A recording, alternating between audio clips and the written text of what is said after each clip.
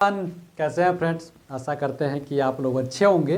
तो RRB JEE के answer की जो है वो आप कल के डेट में जारी कर दिया जाएगा। देखिए आप एएलपी का देखेंगे तो एएलपी में भी आपको 29 तारीख को आपका एग्ज़ाम खत्म हुआ था और 4 तारीख को आंसर की जारी कर दिया था।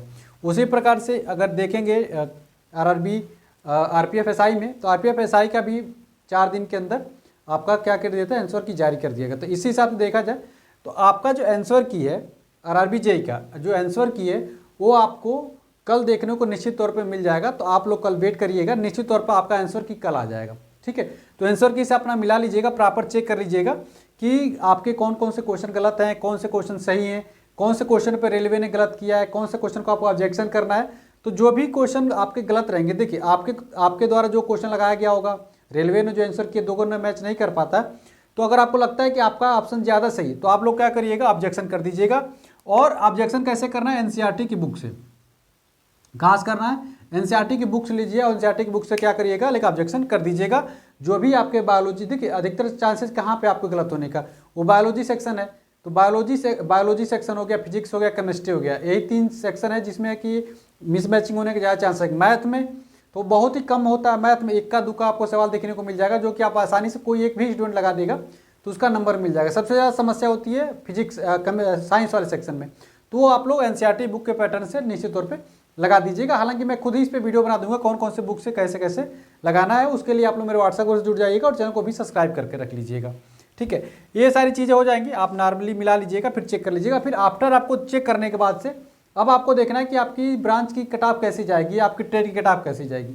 अब कटऑफ की जब हम बात कर लेते हैं कि आपके कितने क्वेश्चन सही रहेंगे तो निश्चित तौर पर आपको CBT 2 का मौका मिल जाएगा। तो देखिए यहाँ पे बड़ा आपको एक चीज़ ध्यान रखने वाली चीज़ क्या है कि देखिए यहाँ पे CBT 1 में जाएंगे तो ट्रेड जो होता है वो अलग जाता है। जैसे ब्रांच वाइज आपकी एग्जाम होंगे, मैकेनिकल का अलग होगा, सिविल का अलग होगा, इलेक्ट्रिकल का अलग होगा, इलेक्ट्रॉनिक्स का अलग होगा, IT वाले का अलग होगा, सबके अलग अलग एग्जाम होने वाले। तो इसीलिए अगर आपके नंबर बहुत ही ज़्यादा कम आ जाए और आपको लग रहा है कि मेरा सिलेक्शन डाउट वाले में, ठीक है, आपको लग रहा है कि मैं तैयारी करूं या ना करूं, तो आपको बहुत ध्यानपूर्वक ही सिलेक्शन उसके तरफ देखना है। नहीं तो होगा क्या कि आप मैथ रीजनिंग भी इधर छोड़ दोगे, जो कि आने वाली वैकेंसी जो है आरआरबी एनटीपीसी है उसमें भी समस्या हो सकती है, या हो सकता है एएलपी में आप फंसे होते एएलपी वाले की तरफ मूव कर जाइएगा। ठीक है, ये आपके लिए बेस्ट रहेगा।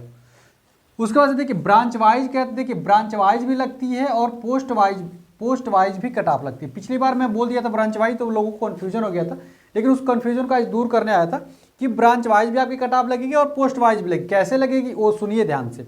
जैसे मान लीजिए सिविल इंजीनियर का है, सिविल इंजीनियरिंग से जो भी स्टूडेंट किए होंगे, स्वाभाविक सी बात है केवल सिविल इंजीनियर में एलिजिबल है, तो इनके लिए तो कोई डाउट ही नहीं है। तो अब इनका क्या होगा कि सबसे पहले ब्रांच वाइज इनकी कट ऑफ लग जाएगी, इनकी सिविल के लिए क्या होगी, अलग से इनकी कट ऑफ लग जाए। उसके बाद से इस ब्रांच में जो 4 या 5 तरीके की जो वैकेंसी निकली हुई उनकी अलग अलग कट ऑफ लगेगी।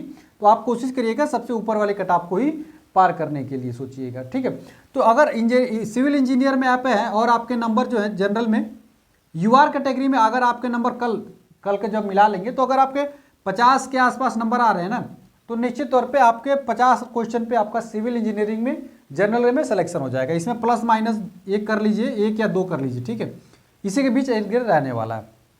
ओबीसी स्टूडेंट है तो ओबीसी स्टूडेंट के लिए यही बात है, आप 45 के इर्द-गिर्द रहेंगे तो आपका सिलेक्शन हो जाएगा। देखिए अब स्वाभाविक से बात है अगर इतना नंबर पाया जाएगा, सिविल इंजीनियर में बहुत ज़्यादा कट ऑफ नहीं जाती है। प्रीवियस ईयर भी उठा के देखेंगे तो इक्का दुक्का ऐसे जोन होंगे जिनमें थोड़ी सी 60 के अराउंड कट ऑफ चली गई थी। सिविल इंजीनियर में वैसे भी ज़्यादा कट ऑफ रेलवे में नहीं जाती है, क्योंकि यहाँ पे 15 गुना लड़कों का सिलेक्शन भी होने वाला है CBT 1 में। ठीक है, 7,000 जो 934 आसपास जो वैकेंसी है इसका 15 गुना अगर करते हैं तो 1,19,000 लड़कों का सिलेक्शन भी लगभग करना है। ठीक है, इसलिए इसकी कट ऑफ वैसे भी ज़्यादा नहीं जाने वाली CBT 1 की। EBC और EWS की भी कट ऑफ लगभग इतनी जाएगी। ऐसे स्टूडेंट हैं, ऐसे स्टूडेंट के 42 से 43 के बीच में आपके नंबर रहेंगे तो निश्चित तौर पर सिलेक्शन होगा। और ST स्टूडेंट हैं तो 40 के आसपास आप रहेंगे तो निश्चित तौर पर सिविल इंजीनियर की कट ऑफ कम जाएगी। ये आपको भी पता है, सिविल इंजीनियरिंग कट ऑफ कम ही जाती है क्योंकि इसमें और कोई स्टूडेंट घुस नहीं पाता है, केवल आपका अकेले ट्रेड रहता है। सबसे ज़्यादा जो कट ऑफ जाती है वो मैकेनिकल ब्रांच की जाती है, क्योंकि मैकेनिकल ब्रांच की जनरली बाहर भी कंपटीशन है, बहुत कम ही वैकेंसी निकलती है, तो सबसे ज़्यादा कट ऑफ इन्हीं जाती है। उसी में इलेक्ट्रिकल वाले स्टूडेंट भी घुस जाते हैं तो इनकी कट ऑफ सबसे ज़्यादा चली जाती है। तो मैकेनिकल और इलेक्ट्रिकल इन दोनों की पोस्ट की जो कंबाइन जो कट ऑफ बनेगी, तो अगर जनरल कैटेगरी से आप आते हैं ना तो जनरल कैटेगरी से जो भी स्टूडेंट निकल के आते हैं तो आप लोग इसके 60 के इर्द गिर्द आपके नंबर आ जाते हैं, जनरल कैटेगरी प्लस माइनस 2 मान लेते हैं, तो आपका निश्चित तौर पर सिलेक्शन होगा। देखिए इसी के इर्द गिर्द आपका सिलेक्शन हो जाएगा मैकेनिकल और इलेक्ट्रिकल ब्रांच वाले। सबसे ज़्यादा कट ऑफ इसी ब्रांच की जाने वाली है, मैकेनिकल वाली में। ओबीसी स्टूडेंट है और ईडब्ल्यूएस के स्टूडेंट है, तो आपके 55 के इर्द गिर्द नंबर आते हैं, प्लस माइनस 2 मान लीजिए, तो निश्चित तौर पर आपके सिलेक्शन हो जाएंगे। एससी स्टूडेंट हैं तो एससी वाले में आपके 50 नंबर आते हैं प्लस माइनस, तो 2 निश्चित तौर पर सिलेक्शन हो जाएगा। और एसटी स्टूडेंट है तो एसटी वालों के लिए 45 प्लस माइनस 2 मान के चलिए, निश्चित तौर पे आपका इस ब्रांच में सबसे ज़्यादा कट ऑफ जाएगी, आपको भी पता है। तो आप लोगों का इतना नंबर आ रहा है, सीबीटी 2 के लिए एकदम तैयारी में लग जाइए, कोई भी डाउट नहीं है, आपका सिलेक्शन हो जाएगा। देखिए इतना तो रॉ मार्क आप लेके आ रहे होंगे ना, हम कह रहे हैं 5-10 नंबर और आपके बढ़ जाएंगे। पिछली बार देखे होंगे 5-5, 10-10 नंबर लोगों के बढ़े हुए, तो आपका आसानी से सिलेक्शन हो जाएगा। अब एसएनटी डिपार्टमेंट में देखोगे तो एसएनटी वाले में इलेक्ट्रॉनिक्स वाले भी आते हैं, इलेक्ट्रॉनिक्स वाले आते हैं, इलेक्ट्रिकल वाले आते हैं, इलेक्ट्रिकल आईटी इंफॉर्मेशन वाले आते हैं, कंप्यूटर टेक्नोलॉजी वाले आते हैं, ठीक है। तो लेकिन इसके बावजूद भी इस ब्रांच की कट ऑफ थोड़ी सी कम जाती है मैकेनिकल वाले के कंपेरिजन में। तो इसकी कट ऑफ अगर जनरल की बात कर ले तो जनरल वाले में अगर आपके 55 नंबर आ रहे हैं ना, 55 नंबर कट पीट के 55 आ रहे हैं, तो प्लस माइनस 2 मान लीजिए आपका सिलेक्शन हो जाएगा।